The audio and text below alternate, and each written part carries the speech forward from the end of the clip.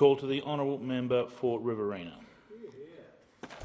Deputy Speaker, on behalf of the Joint Standing Committee on Foreign Affairs, Defence and Trade, I present the committee's report entitled "Are We There Yet? From Recovery to Resilience: Opportunities and Challenges for Australia's Tourism Sector." Final report for the inquiry into Australia's tourism and international education sectors. And I ask the Leader of the House to make a statement in connection with the report. Is leave granted, Minister? Leave is granted.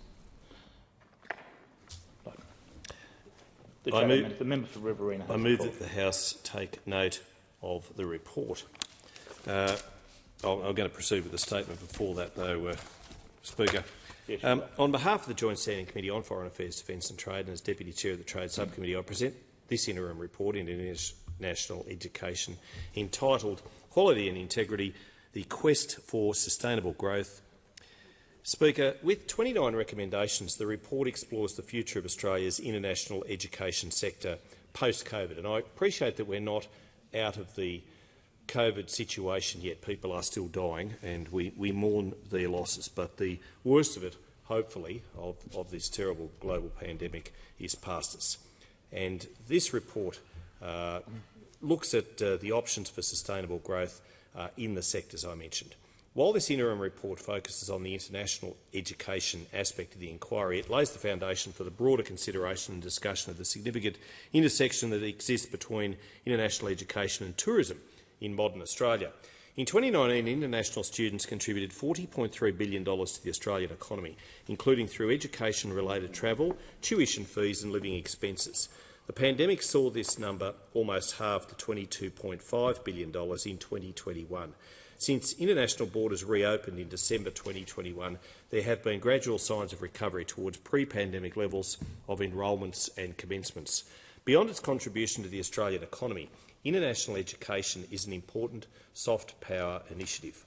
Our educational alumni who return home are our greatest ambassadors and ideas brokers in both official and unofficial capacities. In this way, the international education market provides Australia with an invaluable opportunity to educate the future leaders of our many neighbouring countries and contribute to the development of an informed and critical mindset. The study experience of international students has a substantial impact upon Australia's overall reputation, including its position as a high-quality higher education provider. In order to remain competitive with other countries, Australia must deliver a world-class education accompanied by a positive student experience. The relatively high cost of living and availability of affordable housing were some of the factors raised as negatively affecting the experience of international students studying here in Australia. To address the issues raised, the committee has recommended the government encourage the expansion of domestic investment into purpose-built student accommodation and work with local and state government authorities in developing appropriate local accommodation models, including homestay. Further clarification of the roles and responsibilities across the Commonwealth, state and local governments may further enhance the oversight of areas impacting upon international student experiences. The first half of this inquiry has demonstrated that international students make significant contributions to the communities in which they stay, and as a regional member I can guarantee that.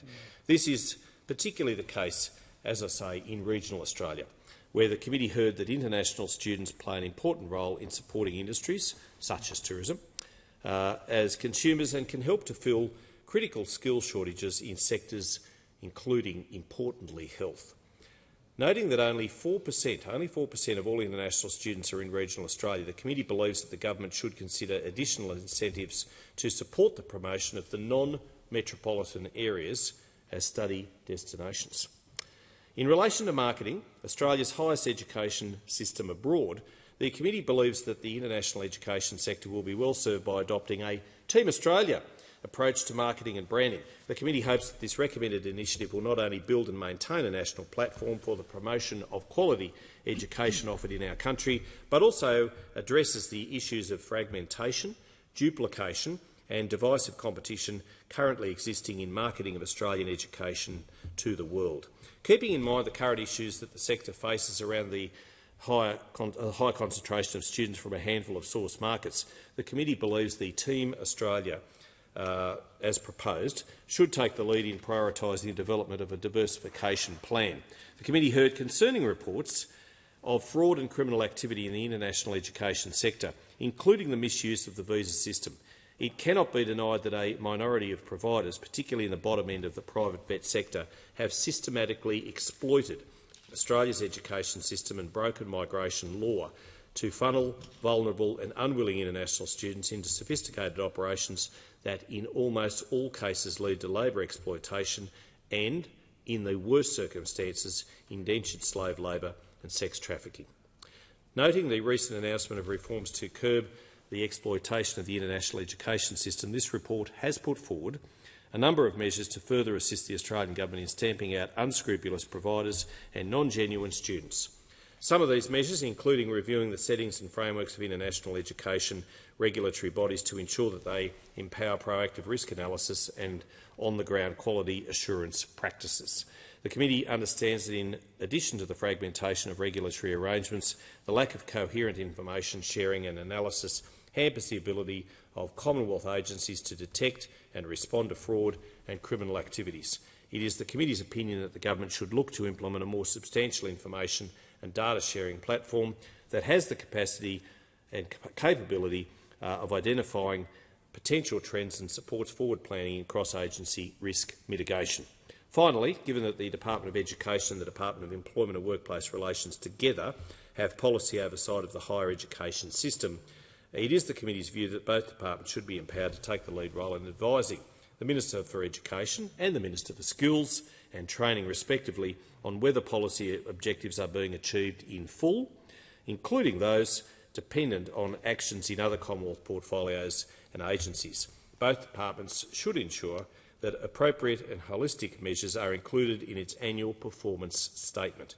On behalf of the committee, I extend my thanks to the many stakeholders and submitters right across the country who contributed their time and their experience to the inquiry. In particular, I thank the international students who engaged with the committee for this inquiry. I also thank the Chair, Senator Deborah O'Neill, and all the committee members for their collegiate approach, and to the Secretariat in particular for its support throughout the inquiry. I commend this report to the House. I move that the House take note of the report.